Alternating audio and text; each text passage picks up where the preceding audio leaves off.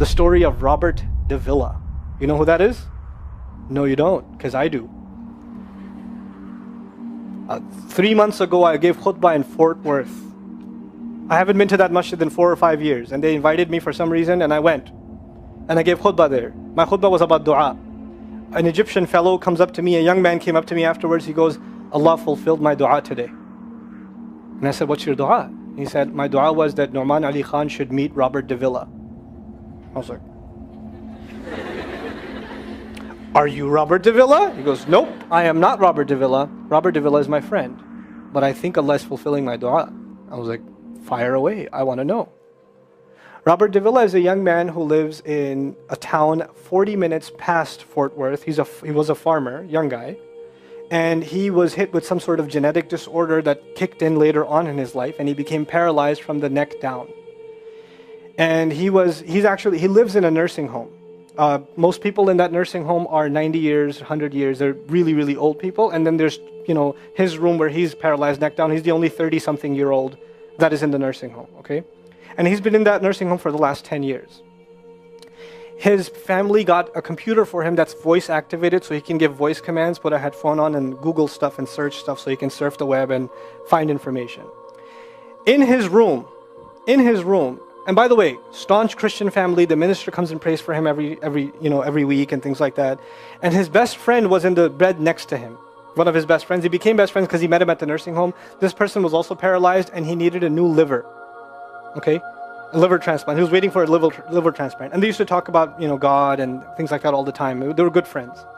Finally, his best friend got a call that there's a donor available for the liver. So he's so excited. He goes, Robert, I'm going to miss you, but I'm going. I've got a donor.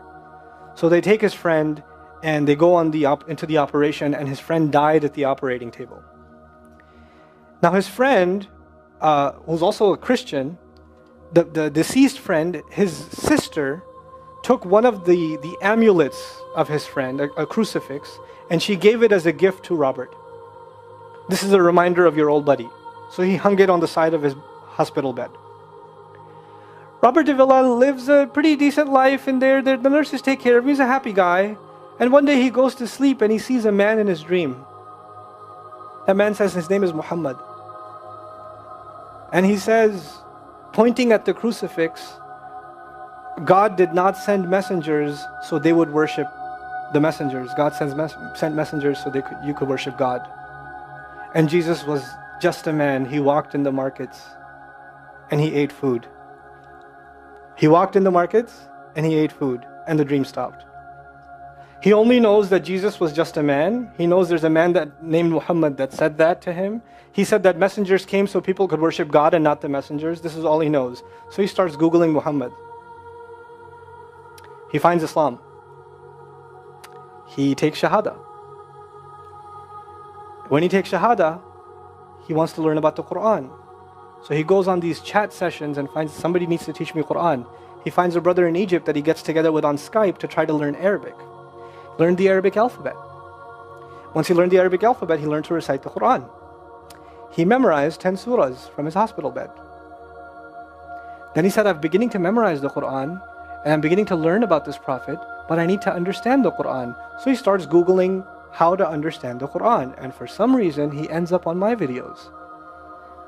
And he starts watching my stuff. And he watched almost everything. And then here's the kicker.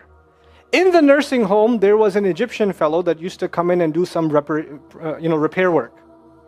The Egyptian fellow has his own awesome story. The guy had basically lost faith. He wasn't religious. The nearest masjid to him was 50 miles away. So he didn't really go to Jum'ah much anymore. But he felt a spiritual void, so he started going to the church just to feel closer to Allah. Raised Muslim. He goes to the church just to feel closer to Allah. He's passing by Robert's room one day and he hears وَالْعَصْرِ إِنَّ الْإِنسَانَ لَفِي خُسْرٍ. So he walks into his room and says, Robert, what are you listening to? Robert says, nothing. That was me. And the guy says, you're a Muslim? He goes, yeah, I became Muslim. And now this friend is in shock. How does Allah guide someone in the middle of Churchtown, USA, in a nursing home, with a crucifix on the side of his bed that he doesn't even have the physical strength to move. And the guy himself says, I want to come back to Allah. So he tells him about his, the friend he found online, Norman Ali Khan. So the Egyptian fellow starts watching my videos. And then he says, I wish I could meet him one day. And he says, okay, I'll pray for you. And after 5 years, that Egyptian friend shows up at the same masjid that I haven't been to in 4 years. And after Jum'ah says, I think Allah wants to fulfill my friend's dua and my dua. So I said, I think He does. Let's go. So I took a few of us and we went. And we met with Robert. We had a beautiful conversation with him. And inshallah, for Eid, we're going to go to his nursing home again. The nursing home was pretty shocked. You're all here to meet Robert? Like, yep. Why do you want to meet him? He's an inspiration. We're like, okay, let me check if we can. And they had to call the hospice administrator and all this stuff, and then eventually let us in. And Robert's in shock. And then I meet with Robert, we're talking, and I was like, hey Robert, so I heard you memorize some surahs. He says, yeah. Can you recite one for me? So he recited Surah Al-Asr. Not one of us was not crying. We're just in tears. When somebody turns to Allah,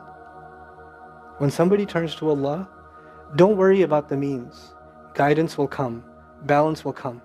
I want to tell you some more about Robert because young guys are here. Young guys that play basketball. Young guys that are healthy. Young guys that have ambition. I told you what's his paralysis, from where to where? Neck down. He has a special wheelchair that has to hold pretty much every part of his body in place. He can't just sit in a wheelchair. It holds his neck and it holds every other part of his body in place because he has no control over his limbs. And he has to have a special van where the wheelchair locks in so that if it goes through a bump or whatever, he doesn't, receive the shock.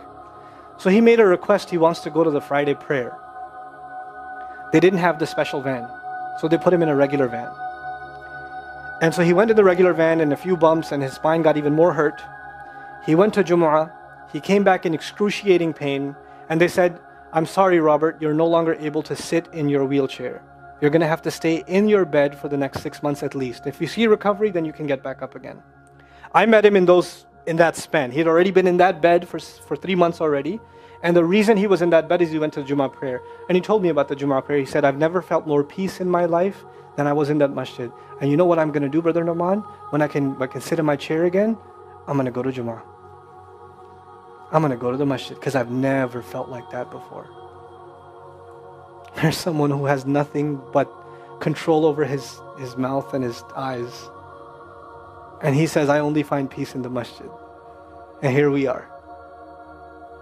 These masajid, I don't care what ideology, what school of thought, what they're talking about in the masjid, what fitna is there. I don't care. It's still Allah's house. Just go to pray. Don't go there to talk to people. Go there to talk to Allah. Just go to talk to Allah. You're just going for you and Allah. That's it. That's it. Other things will come, but you're not going for them. You're just going there to find peace. You'll become different people. If Allah can guide Robert Davila, Allah guide everybody. And then he said, sometimes I wonder why Allah put me in this position. And then I say to myself, what am I kidding? Allah has given me so much. I am so grateful for what He gave me. And if this is the way He was going to bring me to Islam, it's all worth it. So worth it. You have Muslims that lose a little bit of health and they say, why is Allah doing this to me? And this man, if you would think, nowadays atheists argue because of suffering, there's no God. If one man has in a position to say, I don't believe in God. If there was a guy, why would I be in this position? It would be Robert Davila. That guy would say, I don't believe in God. If there was one, why would I be in this mess? And yet he's in this position, and I've never seen a face with more nur. Never. I've never seen a face that has more contentment on it. He's so satisfied with life. He's so happy. He's just happy.